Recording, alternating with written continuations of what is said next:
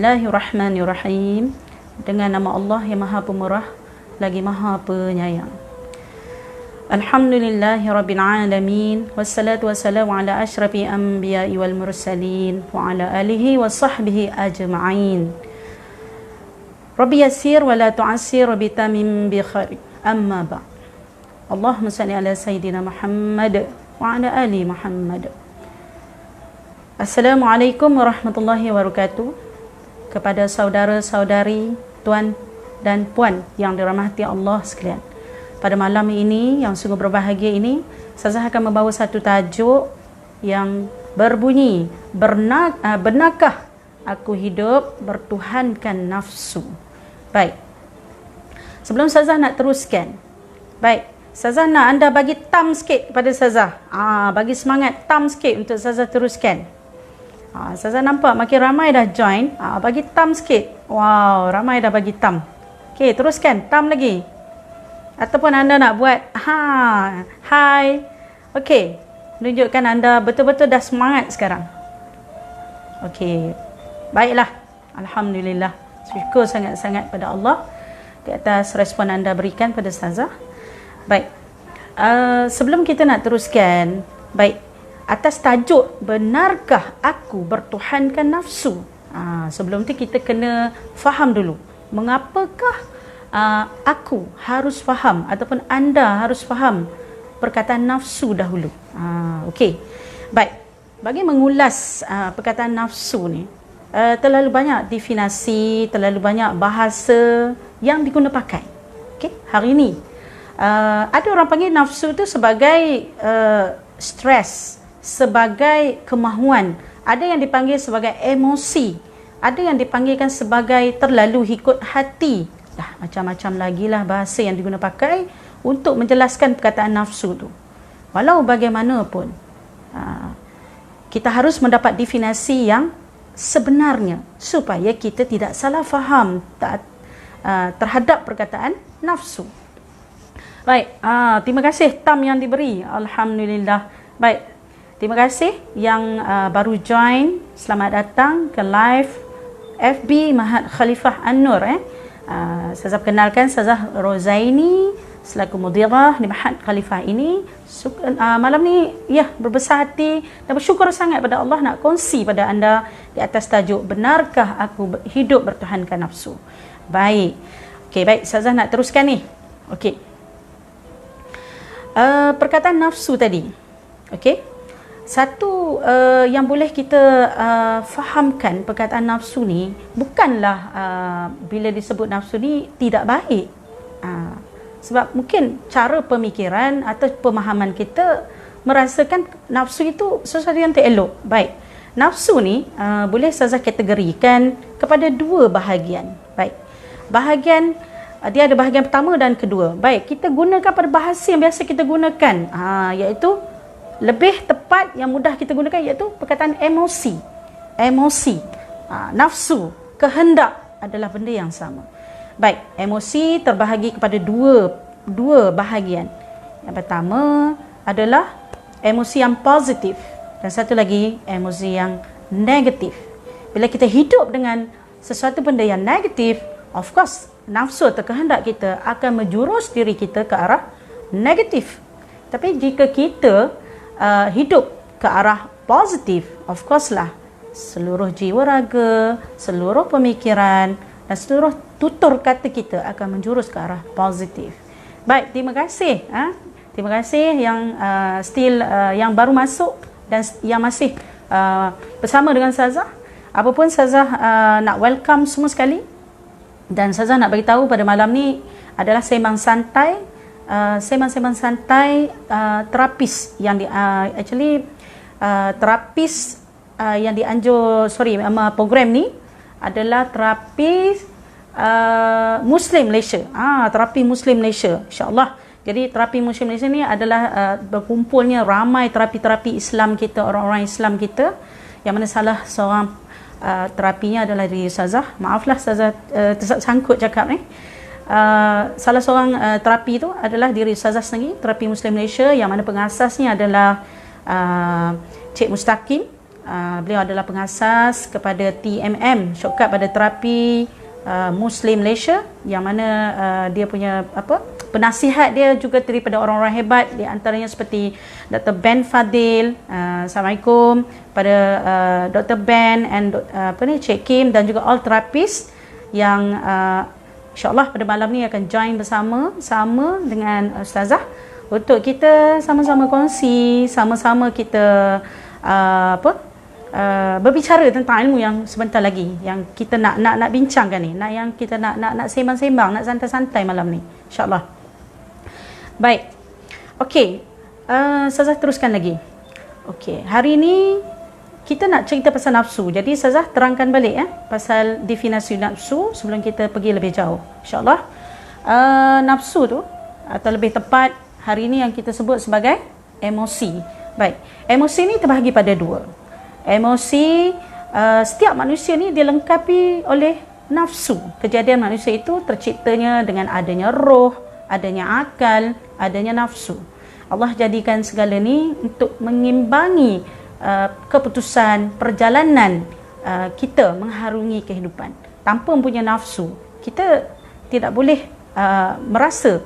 Kita perlukan nafsu untuk hidup, untuk merasa lapar, untuk merasa disayangi, untuk merasa marah, untuk merasa kecewa, untuk rasa gembira dan sebagainya. Jadi Allah mencipta nafsu ni untuk kita merasa segalanya itu. Baik, dan Allah juga mencipta akal supaya kita dapat mengimbangi terhadap apa yang kita rasa. Rasa sedih, rasa marah, rasa suka, rasa sayang. Jadi akal ni lah yang memandu kita bagaimana nak mengguna pakai nafsu yang baik atau nafsu yang tidak baik. InsyaAllah, itu sebagai mukadimahnya. Baik, dalam diri manusia itu, Allah menjadikan kita nafsu untuk salah satu menguji iman, menguji bagaimana kita nak membawa diri kita ke arah mana. Sama ada sebagai hamba-Nya yang bertakwa, atau nak jadi seorang yang derhaka kepadanya, sama ada nak bermanfaat kepada manusia lain, atau menyusahkan orang lain. Begitu besar peranan nafsu di dalam diri kita. Baik, jadi Ustazah ada sebut tadi ada dua jenis kategori nafsu, emosi ataupun emosi baik dan tidak baik. Emosi baik adalah seperti kita rasa kasihan, kita rasa nak tolong, kita rasa sayang, kita rasa nak berkongsi. Emosi baik terlalu banyak nak dicontohkan. Emosi baik ni, insyaAllah. Baik, emosi baik ini juga di antaranya rasa nak beribadat, rasa nak hidup bersyariat, maksudnya hidup dalam keadaan sunnah Nabi, hidup dalam keadaan mengikut perintah Allah. Nafsu yang baik antaranya lagi, antara yang terdapat dalam diri kita adalah nafsu seperti mutmainnah, nafsu radiyah, nafsu kamaliyah dan nafsu mardiyah, yang cenderung mencintai Allah, mencintai hamba-hamba Allah, menyayangi hamba-hamba Allah, dan rasa hidup ni selalu nak memberi, nak buat sifat seperti sifat Nabi, sentiasa bersedekah, memberi ilmu, berkongsi dan sebagainya. Baik, ini adalah di antara nafsu-nafsu baik. Baik, lagi satu tadi nafsu yang kurang baik atau nafsu negatif. Apakah nafsu negatif? Pemarah, rasa nak balas dendam, rasa tidak dihargai, rasa nak lari, rasa nak bunuh diri, rasa perasaan apa lagi? Rasa nak pukul, rasa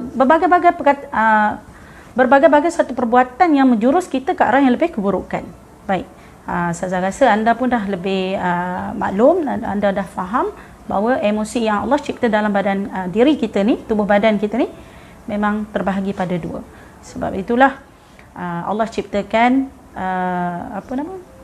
timbangan mizan, catatan amal baik dan buruk.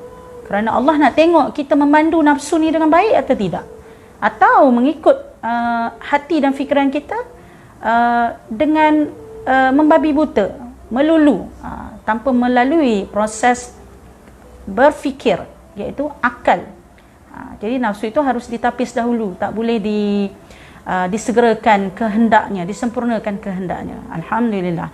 Baik, Ustazah nak respon sikit yang masih menonton Ustazah ni. Tulis dekat chat anda tu, anda suka. Teruskan Ustazah, suka dan teruskan. Suka dan teruskan. Okey, Ustazah nak support daripada anda, please. Untuk Ustazah teruskan lagi, insya-Allah.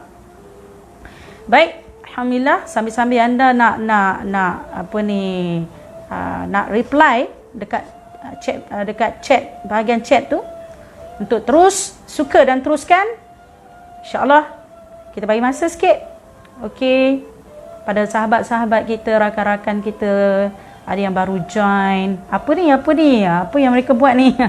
Okey, Ustazah sedang sembang-sembang santai tentang satu tajuk, benarkah kau hidup bertuhankan nafsu. InsyaAllah kita nak laju-laju pun, kita nak ke mana, InsyaAllah santai-santai je. Tak adalah kita nak rasa macam dalam kelas sangat, rasa macam nak stres sangat. Okey, Ustazah nak semua relax-relax, santai-santai, insyaAllah. Baik, alhamdulillah, masya-Allah.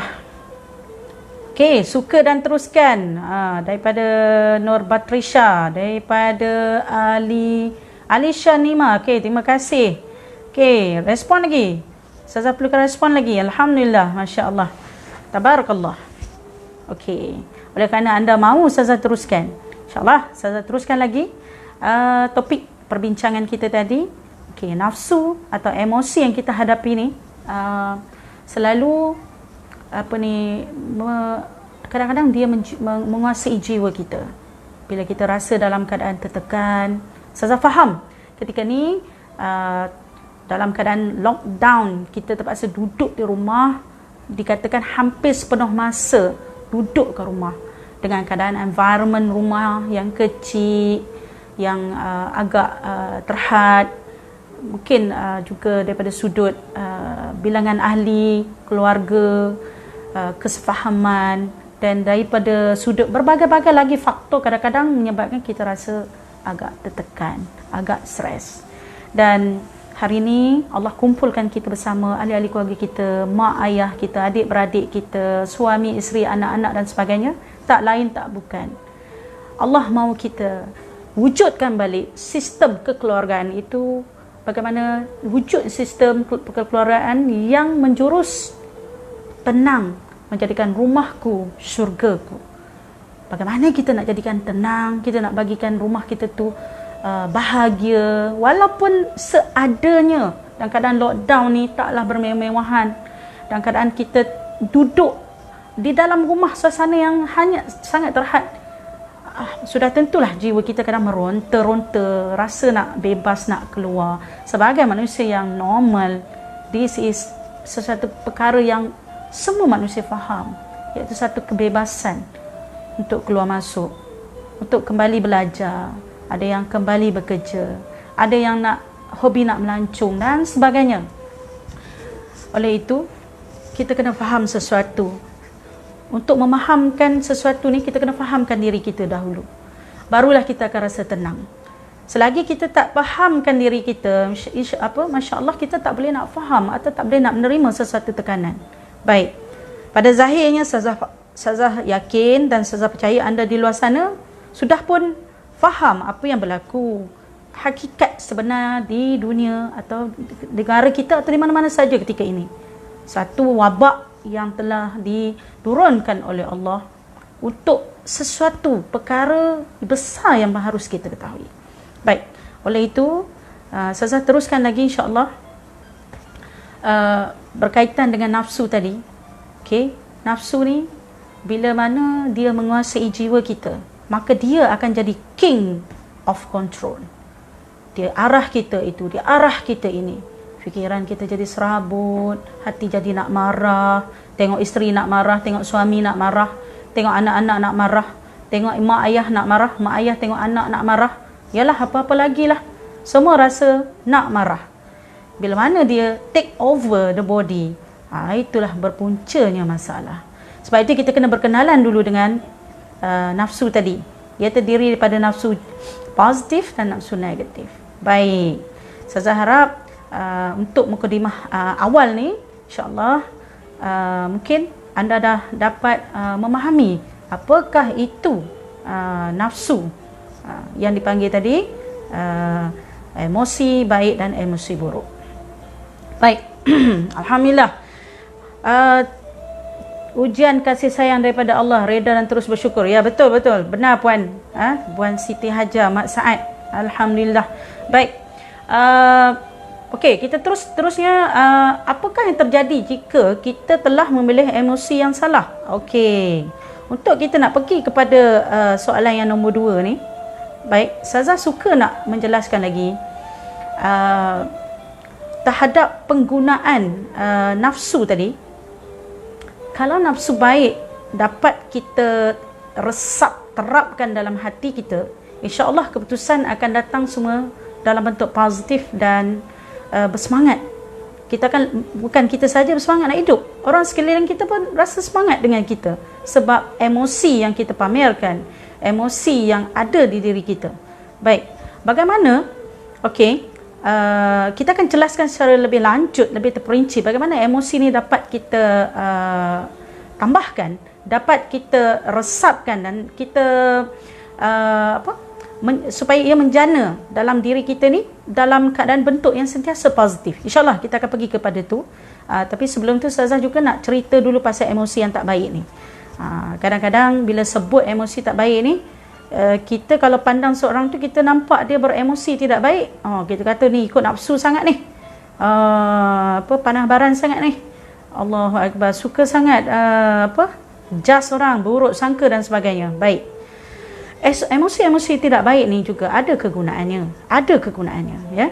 Antaranya kita perlu merasa berhati-hati dan buruk sangka bila mana sesuatu itu akan datangkan keburukan. Sebagai contoh, berjalan di waktu malam, kita harus merasa perasaan seperti takut kepada sesuatu yang tidak baik, seperti rompakan, seperti ada orang yang akan menculik, membunuh dan sebagainya. Jadi nafsu ni kalau diguna pakai cara yang betul, walaupun dia nafsu itu kita labelkan tidak baik, tapi kita telah menggunakan tempat yang betul, insya-Allah nafsu itu akan membantu hidup kita menjadi tenang. Jadi perlu ada perasaan macam tu. Okay? Sebagai contoh, kita melihat anak-anak atau kita anak-anak keluar rumah, contoh belum balik lagi, lewat dah tengah malam, kita mahu ada perasaan risau untuk telefon atau untuk mencari mereka jika tidak dapat dihubungi. Perasaan ni perlu, risau, takut ni perlu, tapi bertepatan cara penggunaannya. Kita tak boleh meletakkan dia risau yang salah tempat. Akhirnya kita boleh terkena penyakit seperti anxiety, sentiasa dalam kerisauan yang tak patut kita risau. Risau yang berlebih-lebihan ini boleh mendatangkan penyakit.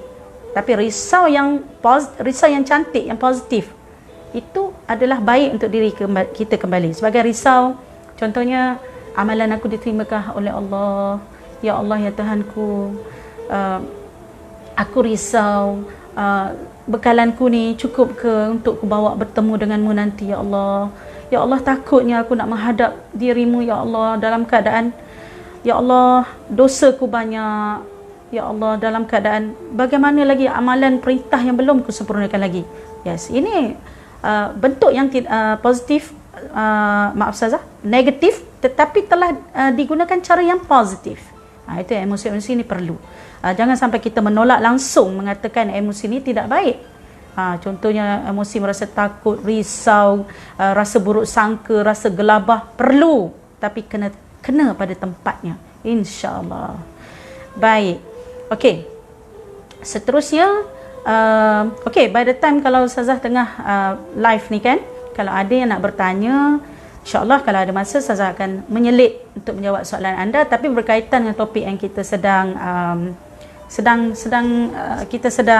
bincanglah, insya-Allah. Baik, terima kasih pada anda yang masih stay dengan Ustazah. Baik, kita nak kaitkan balik. Benarkah aku hidup bertuhankan dengan nafsu? Okey, hari ini kita tanya pada diri kita balik. Hari ini kita duduk, kita renung dalam-dalam. Selama ni hari ini kita buat keputusan di atas masalah atau ujian yang Allah hantarkan kepada kita, Allah turunkan kepada kita. seperti masalah dengan keluarga, masalah suami dan isteri, masalah ibu bapa dengan anak-anak, atau anak-anak dengan ibu bapa, masalah dengan rakan-rakan, ialah masalah di tempat kerja dan sebagainya. Baik, apa yang kita boleh perhatikan pada diri kita hari ini? Adakah masalah tu dapat kita selesaikan dengan cara begitu baik, dengan cara tenang, dengan cara tiada terkesan atas masalah yang Allah kirimkan itu? Ataupun kita rasa begitu beban, kita nak lari, kita rasa macam nak pergi jauh-jauh pada dunia ni, atau kita mula nak memarahi setiap orang yang terlibat, atau bagaimana? Jadi kalau kita lihat dekat sini, okey, hari ini kita banyak terpengaruh. Okey, ramai yang Ustazah dengar yang merintih bila ditimpa ujian atau masalah, ramai yang merasa terbeban, ramai yang rasa nak lari, dan ramai mula rasa serabut untuk hidup. Baik, persoalan besar di sini, adakah hidup kita dipengaruhi oleh emosi? Sedangkan Allah memberi kita satu akal, Allah memberi kita iman, Allah memberikan kita keyakinan, semangat untuk hidup. Jadi di mana boleh, bagaimana boleh nafsu telah memerintah diri kita?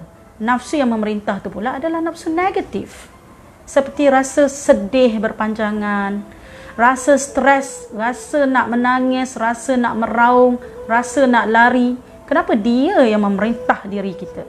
Sedangkan Allah kurniakan akal, kurniakan kekuatan iman, keyakinan diri telah dikecilkan, telah disempitkan, direndahkan. Manakala yang memerintah diri kita, yang menjadi raja adalah emosi tadi, yang dipanggil nafsu tadi. Baik, nafsu-nafsu tersebut suka Ustazah nak menamakan dia dekat sini. Nafsu itu adalah seperti nafsu amarah, nafsu lawamah. Apakah itu nafsu amarah? Okey, sedikit latar belakang tentang nafsu amarah. Okey, sebelum tu Ustazah nak tanya, ada yang bagi tahu line tak berapa clear, mungkin ada yang suara tak putus, mungkin anda boleh komen. Suara Ustazah masih jelas dan okey. Kalau jelas, sila tulis jelas dan okey. Okey tu untuk suara, jelas tu untuk gambar. Baik, kita bagi rakan-rakan kita untuk reply atau respon dekat chat box anda masing-masing. Okey. Baik, alhamdulillah. Line tak berapa okey. Ada yang kata line tak berapa okey. Alhamdulillah jelas dan okey. Jelas je suara, tak ada sangkut. Okey.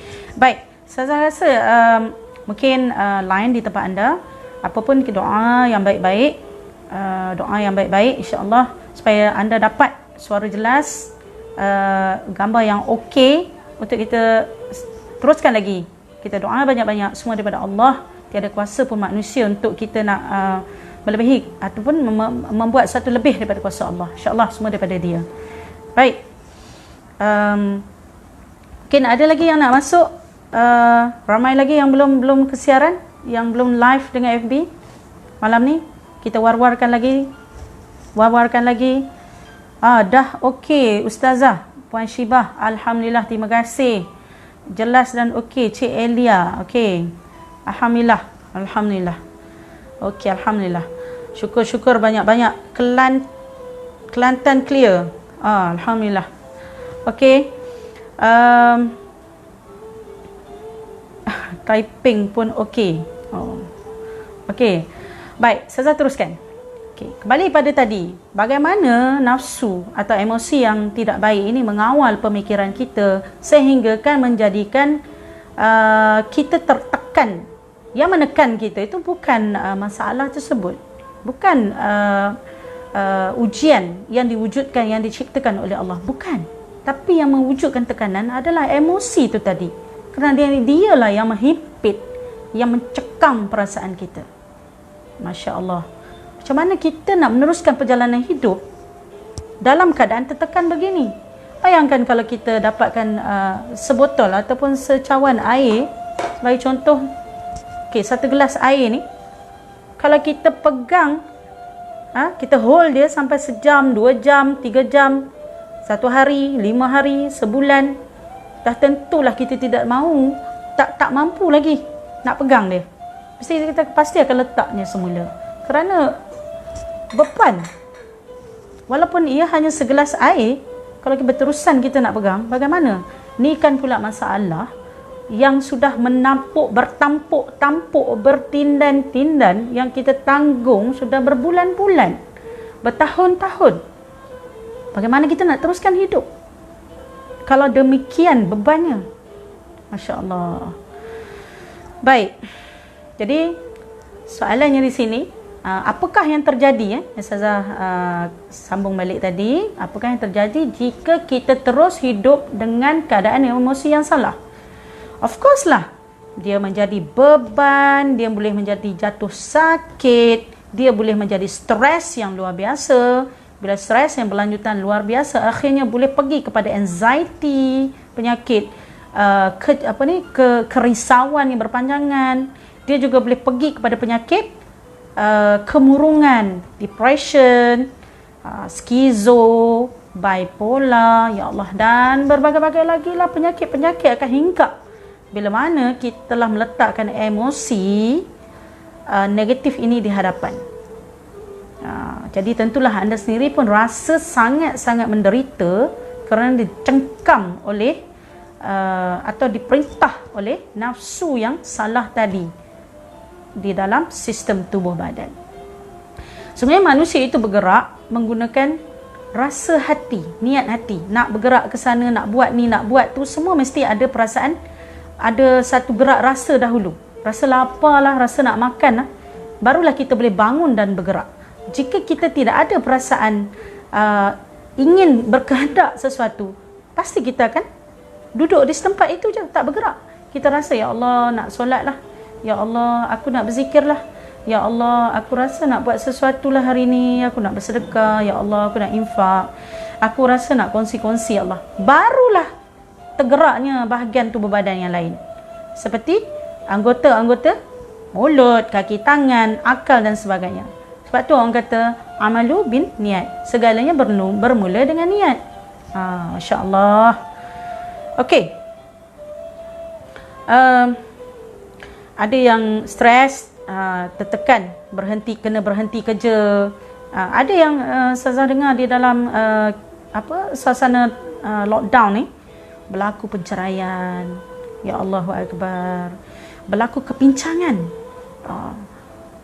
Dah tentulah kita kena ada satu skill atau kemahiran bagaimana kita nak menangani emosi kita tadi supaya tidak memerintah atau membuat satu keputusan yang salah pada diri kita dan juga tidak terbabit pada orang lain. Maksudnya tak terkesan pada orang lain.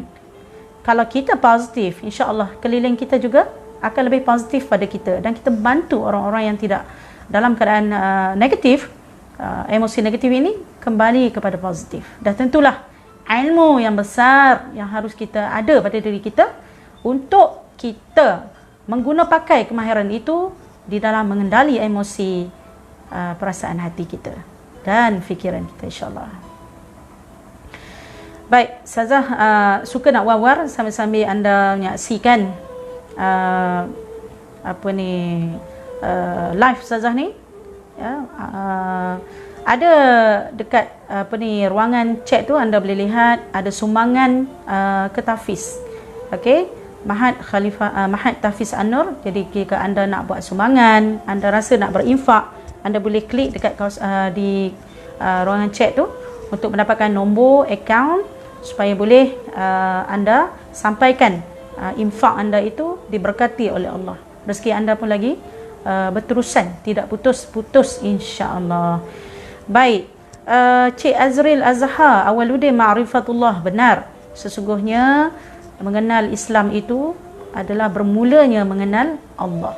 Tanpa mengenal Allah, kita tak akan kenal apa tu Islam, apa tu Al-Quran dan apakah dia ataupun diri kita.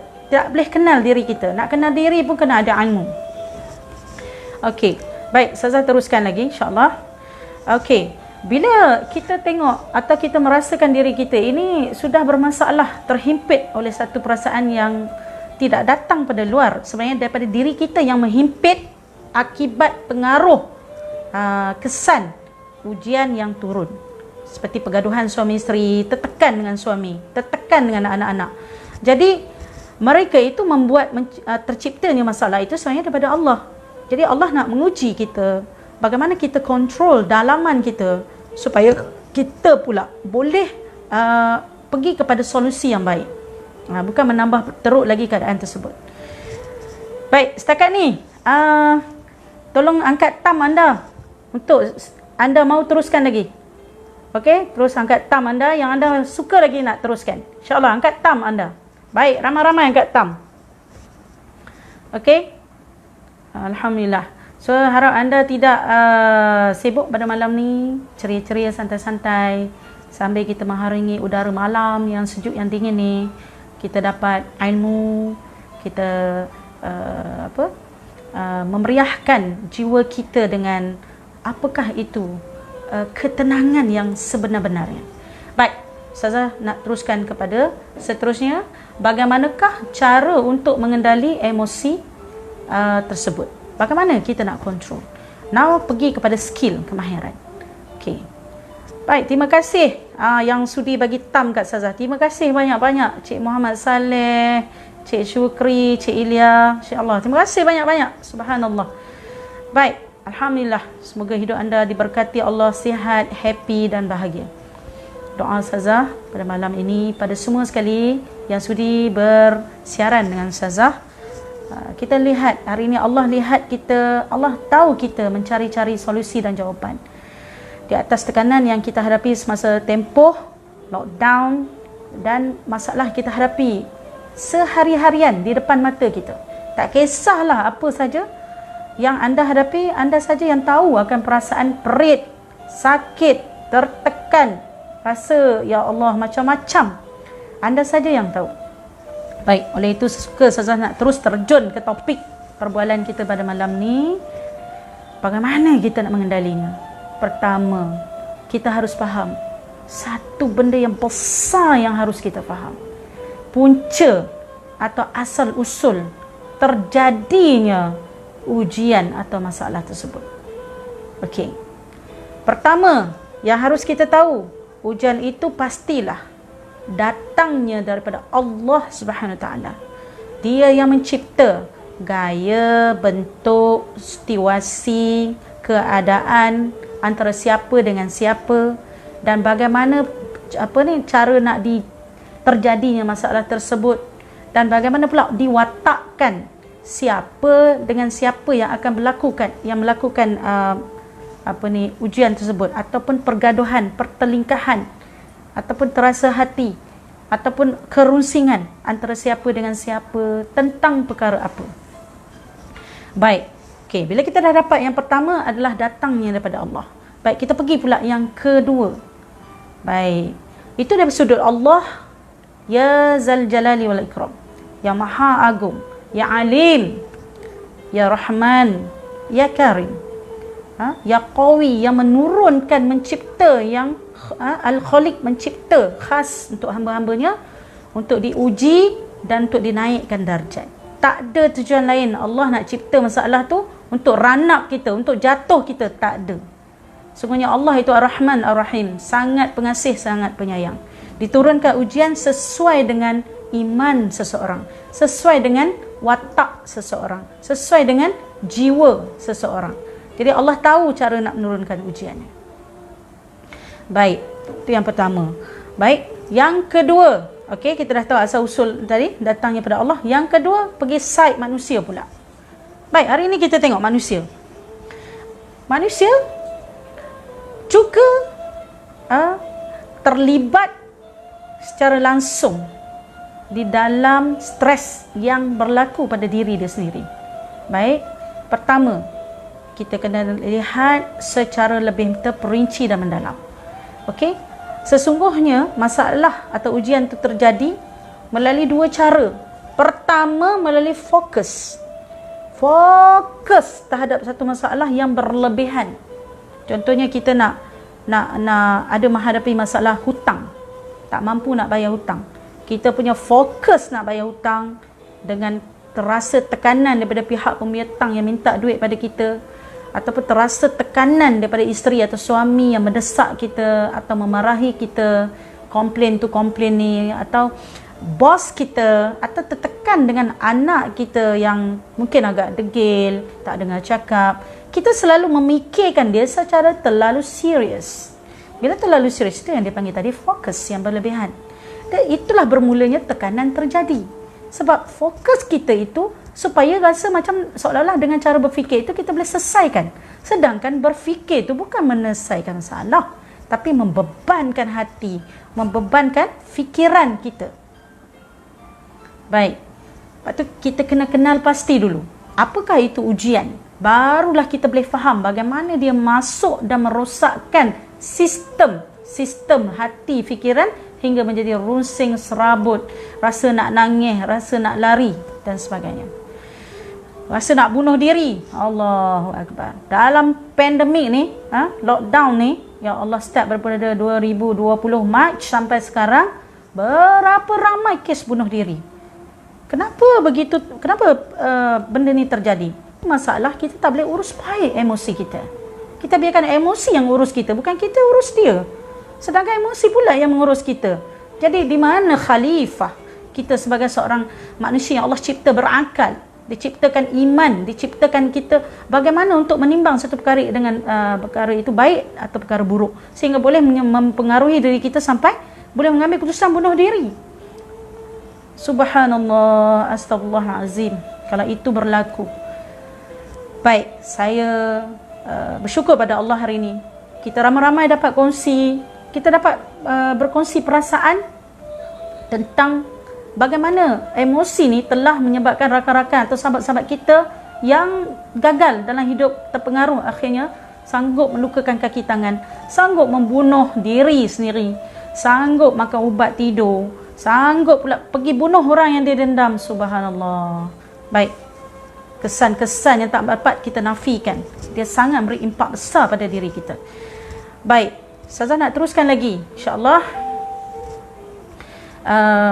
Bagaimana tadi solusi kita nak pergi pada teknik sekarang untuk kita selesaikan, untuk kita uruskan emosi-emosi yang suka memerintah diri kita ni. Okey, pertama kita kena faham fokus tadi. Bila mana terlalu fokus satu perkara, dia akan mengganggu sistem kekebalan tubuh. Kita akan mudah sakit, mudah stres, kita tension, kita boleh jadi migraine, dan kita boleh kena gastrik. Ya Allah, macam-macam lah datang. Bila mana sistem kekebalan tubuh terganggu, nak kena COVID pun mudah lah nak kena lepas ni. Sebab kita sendiri haywire, hati kita tak tenang, jiwa kita serabut. Apa pun mudah datang menyerang. Kerana sistem kekebalan tubuh, antibody badan, akan lebih sihat bila fikiran dan hati kita positif. Baiklah. Okey, tadi berkaitan dengan kemahiran. Okey, yang kedua, okey, pertama kemahiran fokus nanti itu dah bagi tahu dia punya tu. Kemahiran dia bagaimana kita nak atasi ataupun kita nak uruskan fokus ni adalah kita kembali kepada Allah. Ingat balik, Allah yang cipta nak uji kesabaran, nak uji ketabahan. Adakah bila kita berdepan dengan ujian, kita marah orang tu, atau kita berdendam dengan orang itu, atau kita pergi balik punca segala masalah? Adakah kita pergi balik kepada Allah? Adakah kita pergi balik pencipta asal masalah tersebut? Baik, tak apa, Ustazah akan huraikan lagi lepas ni. Okey, untuk yang kedua, Ustazah janjikan dua perkara tadi. Pertama fokus, yang kedua adalah kemahuan. Hati kita mau sesuatu perkara dan mendesak satu perkara, itu je kita mahu. Aku mahu itu. Bila kita kemahuan tu berlebihan, dia akan menjadikan kita stres. Contohnya, aku mau keluar macam dulu balik, aku mau pergi bekerja macam dulu balik, aku mau pergi belajar macam dulu balik, aku mau rumah tangga aku bahagia macam dulu balik, aku mau anak-anak aku ni hidup dalam keadaan dengar cakap, suruh solat, suruh itu, suruh ini. Jadi mungkin pada sahabat-sahabat kita yang belum share pada kawan-kawan, minta share supaya mereka ramai lagi masuk pada live kita. Student-student MK No minta live masuk terus ke dalam live FB. Baik, siapa-siapa lagi ataupun yang berminat yang masih live dalam FB, terus join kita punya live session insya-Allah. Baik. Okey. Kemahuan tadi. Contohnya kita nak berat badan kita turun mencapai target yang kita mahukan. Nak berat 50 kg. Of course kita akan paksa diri kita. Kita akan paksa gila. Kita tahan makan. Kita buat extra exercise. Kita buat itu, kita buat ini just nak memenuhi kemahuan kita. Akibatnya siapa yang stres? Kita juga yang stres. Tak ada orang lain yang stres kita. Sama juga. Kita mahu dalam suasana rumah tu semua dengar cakap. Kita marah-marah, jerit-jerit, semua orang dengar cakap. Siapa yang stres? Kita stres. Of course seluruh keluarga, satu rumah pun stres. Bila kita nak satu perkara, kita force diri kita, force orang sekitar kita. Sebab tu kemahuan yang berlebihan ini sangat-sangat tidak baik. Dia menjurus kepada emosi negatif. Okey. Kemahuan yang manakah yang lebih baik? Kemahuan yang merasakan redha dengan satu perkara. Contohnya kita mahu suasana kembali macam dulu, nak keluar balik, nak pergi bekerja balik. Dan kita faham dalam keadaan sekarang, aku tak boleh bergerak keluar dalam keadaan. Dan kemahuan aku tu harus difahamkan bahawasanya akan sampai tiba masanya. Dan kemahuan itu harus sabar dahulu. Kemahuan itu ditahan dahulu. Kemahuan itu harus dididik supaya dengar cakap. Siapa? Kita lah yang mendidik hati kita. Minta pertolongan Allah untuk kita tenang dan sabar menghadapi ujian ketika ini. Kita berhadapan dengan suami isteri yang kuat bertengkar, yang bergaduh. Allahu Akbar. Minta pada Allah, tabahkan hati. Ya Allah, fahamkan suami aku, fahamkan isteriku, fahamkan keadaan ketika ini, fahamkan anak-anakku. Ya Allah, lembutkanlah hati mereka. Kita tidak mampu melembutkan hati mereka. Kemahuan kita nak mereka berubah, tak mampu kita buat. Melainkan kemahuan itu kita hanya mampu buat dalam kawalan kita, bukan di luar kawalan. Kalau dalam kawalan kita boleh kontrol sebab itu adalah diri kita. Okey? Itu adalah diri kita. Bagaimana kita pula nak suruh orang lain dengar cakap kita, ikut turut kemahuan kita? Sudah tentulah kita tidak mampu. Sebab yang mengawal tubuh badan adalah diri empunya Tuan. Diri kita lah tu. Jadi kalau kita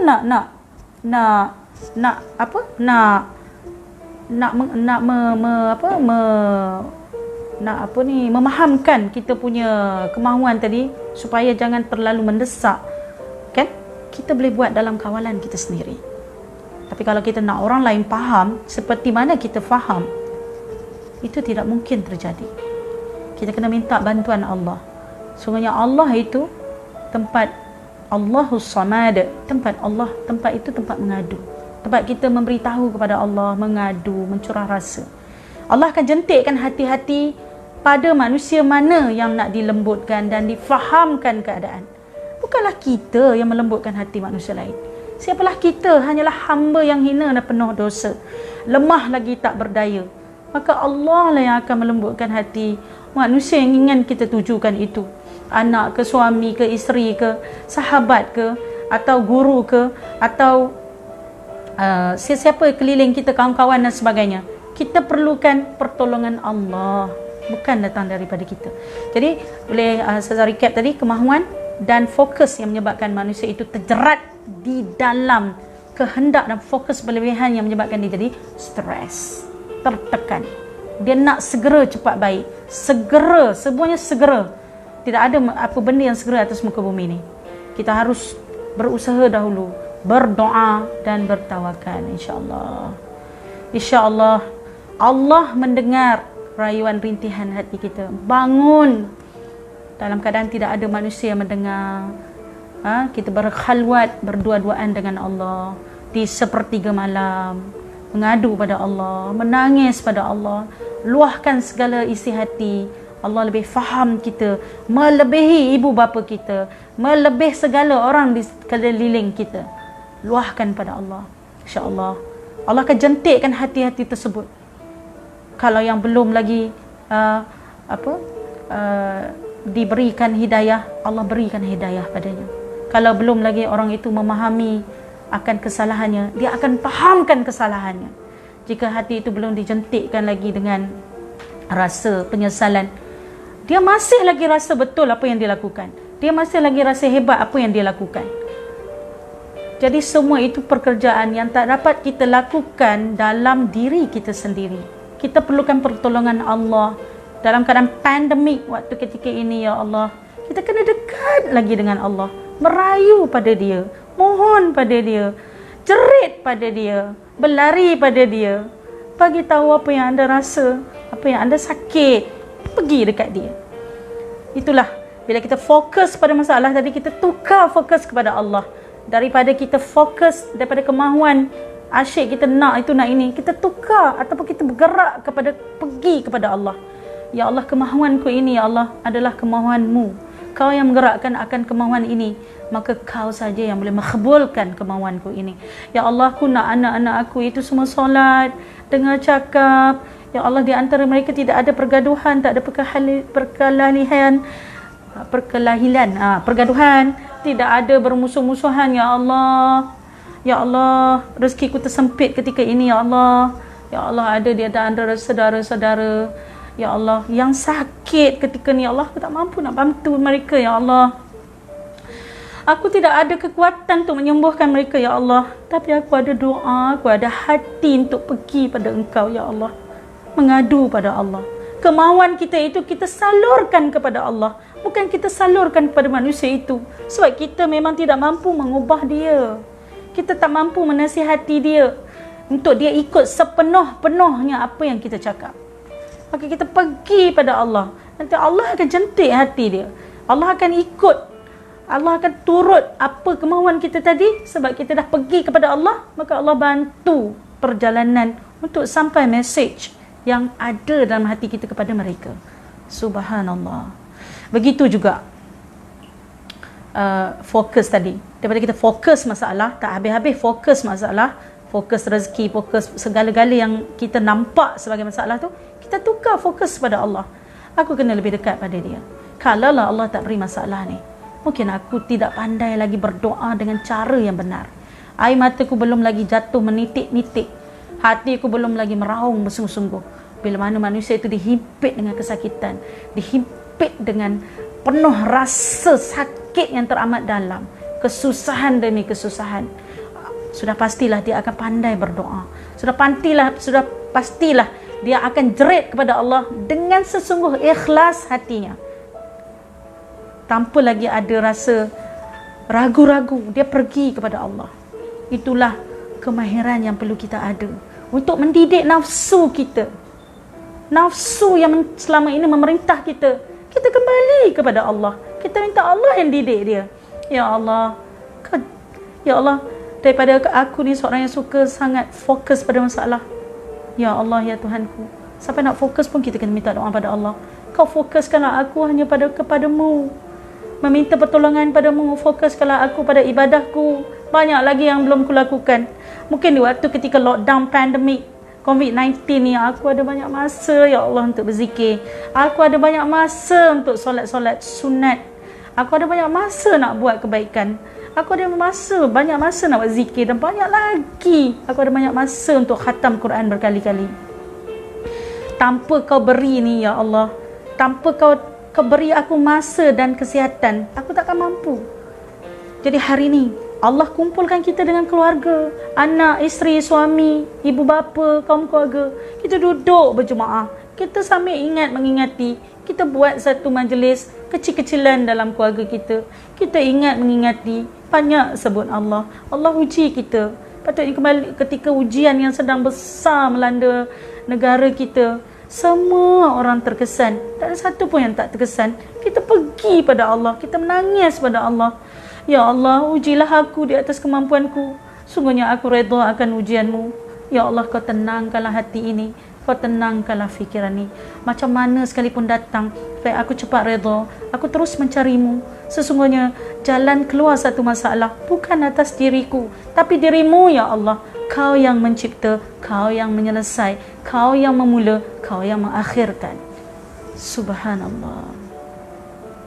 Itulah Allah yang mendengar, yang memahami, yang mencintai hamba-hambanya sepenuh hatinya, melebihi seorang ibu.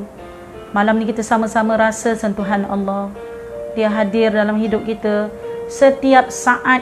Dia memberikan kita nafas, memberikan kita kehidupan, memberi kita rezeki, memberi kita masa untuk kita membuat bekalan sebelum Allah mengambil kita kembali. Fikir baik-baik sebelum kita buat satu perkara. Jangan kita terlalu mengikut kehendak sehingga menyebabkan kita menjadi stres.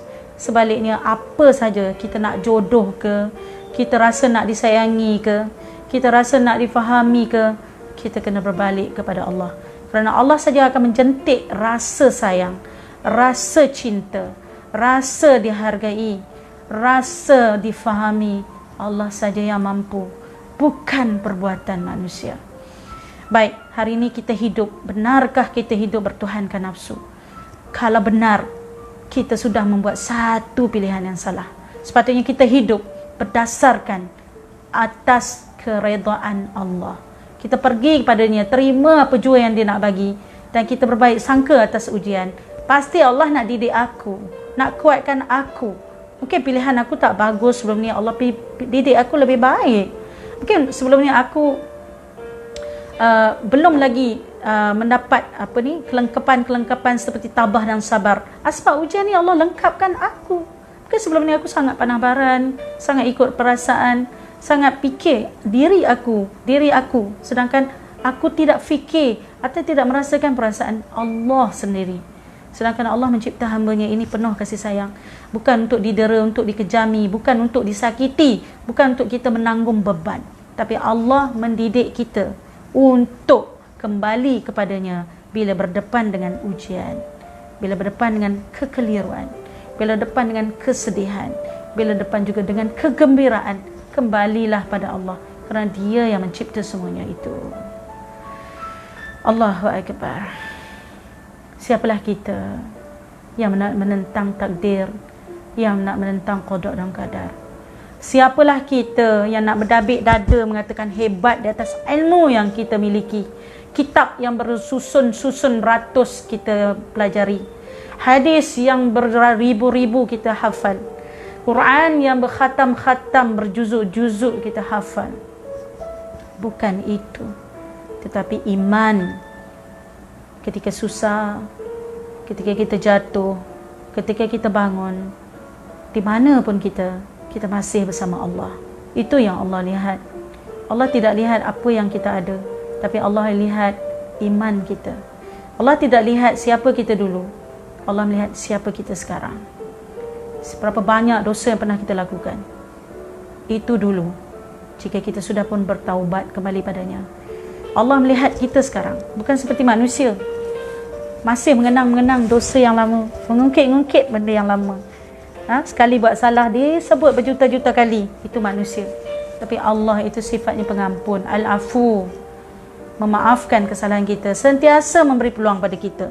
Jadi hari ini kita berdepan dengan masalah, janganlah cepat kita give up. Kita pergi balik pada Allah. Ya Allah, terima kasih beri ujian ni. Kalau kau tak beri, ya Allah, bagaimana aku nak menangis dalam solat? Bagaimana aku nak kuat pergi pada Engkau? Bagaimana aku nak rasa yakin lagi bahawa aku didengari? Ya Allah, kalau kau tak bagi ujian ni, hubungan aku dengan kau mungkin tak akan begitu rapat. Tak mungkin kita begitu rapat. Sebab manusia akan hanya mencari Tuhan ketika dia berasa susah. Jadi manfaat apakah yang boleh kita perolehi setelah kita dapat hidup dalam emosi baik ini?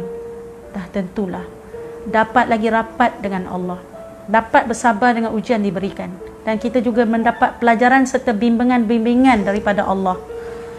Bimbingan-bimbingan yang bagaimana? Bimbingan untuk kita cepat redha dalam satu keadaan, cepat redha dalam situasi, dan kita tahu cara berdoa, dan kita tahu bahawasanya yang mengirimkan ujian itu bukan manusia, bukan suami, bukan isteri, bukan anak-anak, bukan ibu bapa, bukan orang sekeliling kita, bukan majikan kita, dan bukan pekerja kita. Tidak.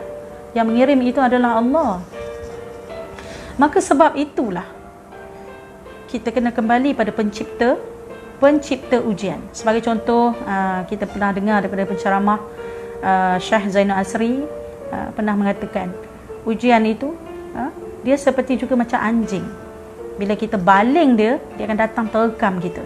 Tapi bila kita pergi kat tuan dia, kita cakap, ni tokek, you ikat you punya anjing boleh ha? Of course, selesailah masalah kita. Kerana anjing tu tidak akan mengganggu kita lagi.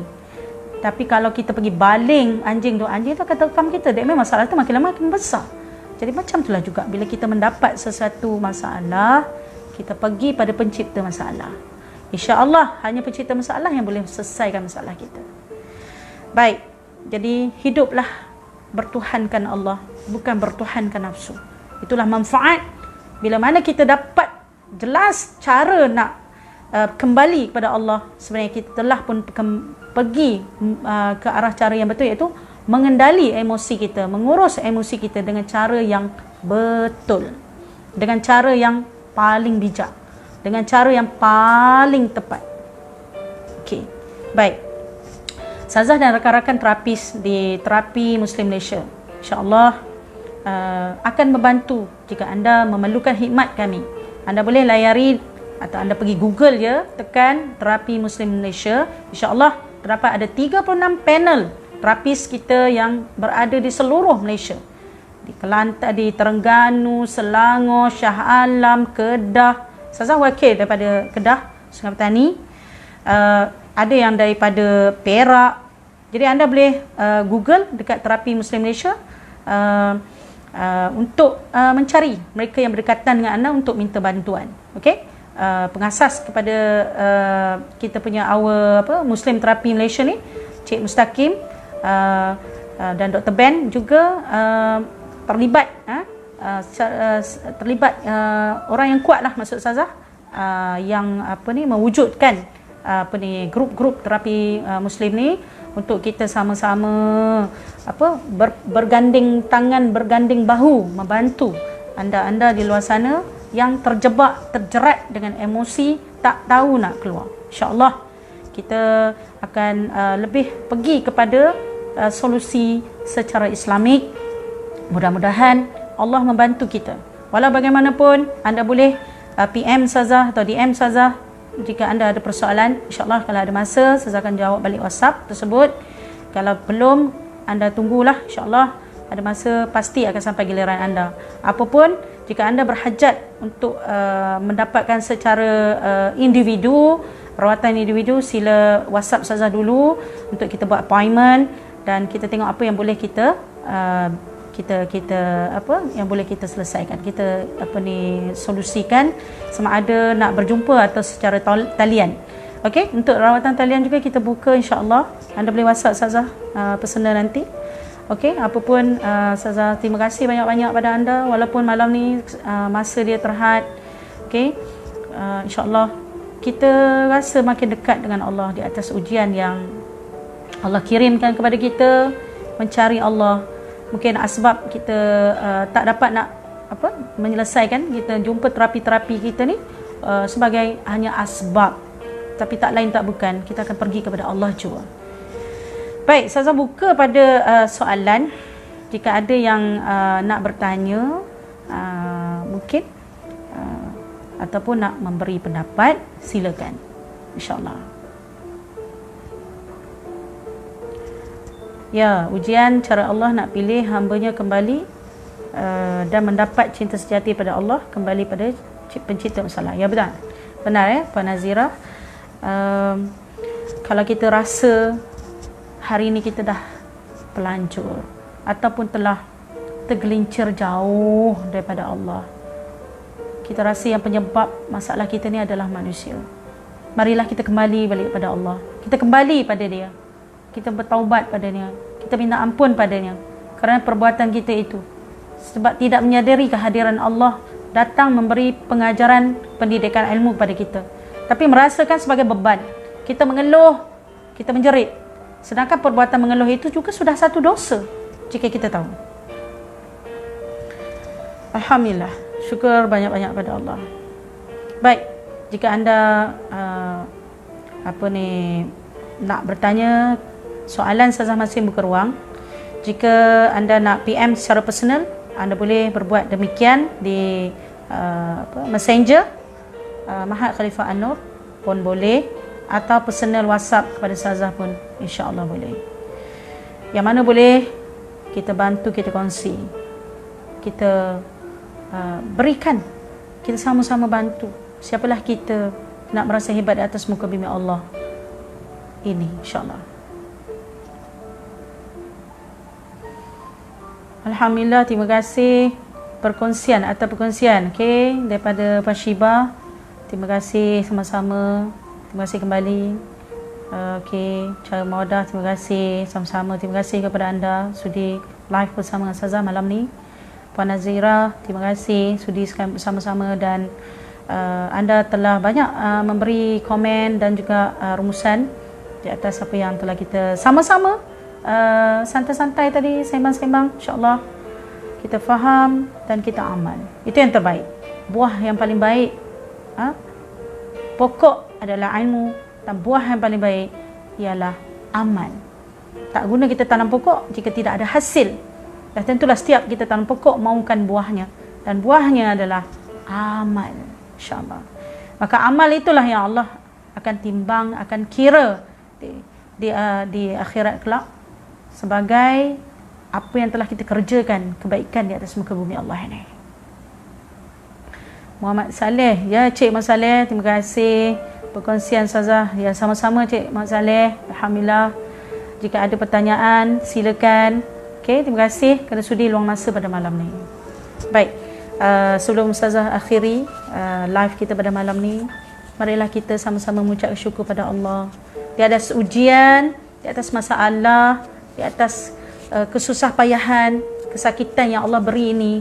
Tak lain tak bukan mengajar kita erti syukur, erti mengadu kepadanya kembali, erti rasa ketuhanan, erti rasa apa itu pengaduan, memohon kepada Tuhan. Jika Allah tak beri masalah, kita tak cari Tuhan. Sampai bila kita nak cari manusia, sedangkan manusia itu tak pernah habis masalahnya. Tidak ada satu manusia di atas muka bumi ni boleh lari daripada masalah. Tak kiralah umur masih bayi ataupun sudah tua sekalipun. Di dalam kubur cara masalah dalam kubur. Jadi masalah sebenar adalah ujian atau pelajaran. Kalau kita dapat menerimanya sebagai satu pendidikan Allah, kita tidak rasa lagi beban. Sedangkan hanya dengan ujian, redha terhadap ujian inilah yang menyebabkan kita akan mampu buat kebaikan yang begitu banyak. InsyaAllah. InsyaAllah. Ustazah, saya ada satu soalan. Kejap ya. Ketika kita diuji, dihina, dikutuk, kecewa, sedih, putus asa, rasa tak nak hidup, apa yang perlu kita buat? Sekejap. Apa yang perlu kita buat bila mana perasaan bercampur bau penuh di dada? Dalam keadaan tu apa yang patut saya buat? Okey, cara dia mudah. Pergi ambil wuduk, nangis pada Allah, katakan pada Allah, jika kau nak uji kesabaran ya Allah, kau berilah kekuatan kesabaran kepadaku. Jika kau nak uji aku untuk tabah, berikan ketabahan itu yang ada pada dirimu kepadaku ya Allah, berilah ketabahan tu. Jika kau nak didik aku untuk bertolak ansur, untuk memahami, untuk lebih pasrah, berikanlah semua itu padaku ya Allah. Aku mohon kekuatan untuk lalui ujian ini dengan baik. Bukannya berdoa, ya Allah, hentikanlah ujian ni. Ya Allah, aku tak mampu dah. Stoplah ya Allah. Ya Allah, aku tak tahan dah. Bukan begitu. Siapalah kita nak mengarah Allah untuk mendengar kehendak atau perintah kita? Allah tahu bila nak hentikan, dan Allah tahu bagaimana maksudnya pelajaran itu sudah sampai ke belum kepada kita. Sebab itulah kita harus minta kekuatan, bukan untuk segera menghentikan ujian tersebut. Ibarat kita masuk kelas lah. Takkan kita nak cakap kat guru kita, dah lah ustazah, saya tak nak belajar lah, saya nak balik. Apa perasaan guru kita? Begitulah perasaan Allah. Jawapannya mudah. Kita jangan bagi emosi yang jahat tadi menguasai diri kita, tapi emosi itu tersalurkan kepada Allah, supaya Allah lantunkan kembali, pantulkan kembali emosi yang positif, insya-Allah. Okey, terima kasih pada yang bertanya. Harap anda puas hati dengan jawapan tersebut. Kerana jawapan itu semuanya daripada Allah, bukan daripada manusia yang sangat bijak pandai. Allah saja yang boleh menyelesaikan masalah kita. Bila kita redha, tanda kita sudah mendapat cinta dan perhatian Allah. Bila mana kita redha, bersama mana pun ujian, dah tak rasa, ya betul, dah tak rasa apa-apa dah ujian tu. Benar kan? Benar. Benarlah tu. Kalau kita sudah faham, kita sematkan dalam hati kita, insya-Allah. Adakah lagi pertanyaan sebelum saya nak akhiri kita punya live pada malam ni, supaya kita dapat rehat awal, tidur awal, untuk kita bangun sepertiga malam, kita bermunajat pada Allah. Kita minta, ya Allah, Kau luluskanlah hujan kami menghadapi satu wabak penyakit COVID ni, ya Allah. Selamatkanlah, Kau lindungilah keluarga-keluarga kami, ya Allah, anak-anak kami, suami isteri kami, ibu bapa kami, saudara mara kami, ya Allah. Kau selamatkanlah mereka, ya Allah. Kau lindungilah mereka, ya Allah. Kau bagilah, ya Allah, kekuatan untuk kami lalui ujian ni dengan baik, dengan penuh kekuatan-Mu kami akan lulus, ya Allah. Merendahlah diri kita pada Allah. Itu yang paling terbaik. Kita banyakkan masa dengan Allah, bukan dengan manusia. Kita banyak mengadu, bercakap dengan Dia. Bukan semesti dalam solat. Dalam keadaan kita bersahaja, duduk santai-santai sambil tengok TV, mungkin sambil berbual, sambil makan, mungkin kita boleh, hati kita terus memanggil-manggil nama Allah. Jadi Allah suka kalau kita sentiasa masa melapangkan masa dengannya. Kita bersahabat, kita mengadu padanya. Daripada kita mengadu pada manusia, lebih baik kita mengadu pada Allah. Mudah-mudahan malam ni, pencerahan pada malam ni, untuk sebagai peringatan buat diri Ustazah juga, dan juga anda di luar sana yang dipilih oleh Allah untuk bersama pada Ustazah malam ni. Kita amal, kita resap baik-baik ilmu ni, kita pandang Allah, kita pandang dengan penuh rasa, mengharap sebagai seorang hamba. InsyaAllah Allah bantu kita. Baik, saya doakan anda semua di sana sihat-sihat belaka, dapat menyelesaikan masalah anda dengan baik, dan dapat solusi yang Allah berikan pada anda dengan baik, insyaAllah. Sungguhnya masalah itu datang pada Allah, dan kepadanya jua ia kembali. Baik, sampai situ dulu. InsyaAllah kita bertemu lagi. Kita akhiri dengan live kita ni dengan tasbih kifarah dan suratul Asr. Bismillahirrahmanirrahim. Allahumma Bismillahirrahmanirrahim. Wal 'asri innal insana lafi khusr. Amin. Alhamdulillah. Amin wa alamin. Okey. Kita selawat pada junjungan Nabi besar Muhammad sallallahu alaihi wasallam. Allahumma salli ala sayyidina Muhammad wa ala ali Muhammad. Allahumma salli ala sayyidina Muhammad wa ala ali Muhammad. Allahumma salli ala sayyidina Muhammad wa ala Muhammad. Banyakkanlah berselawat pada junjungan besar Nabi Muhammad, kerana tanpanya kita tak akan mengenal Islam dan tak akan merasa nikmat indahnya Islam dan nikmat cintanya kepada Allah. Amin ya rabbal alamin. Sampai kita jumpa lagi. Wabillahi taufiq wa hidayah. Assalamualaikum warahmatullahi wabarakatuh.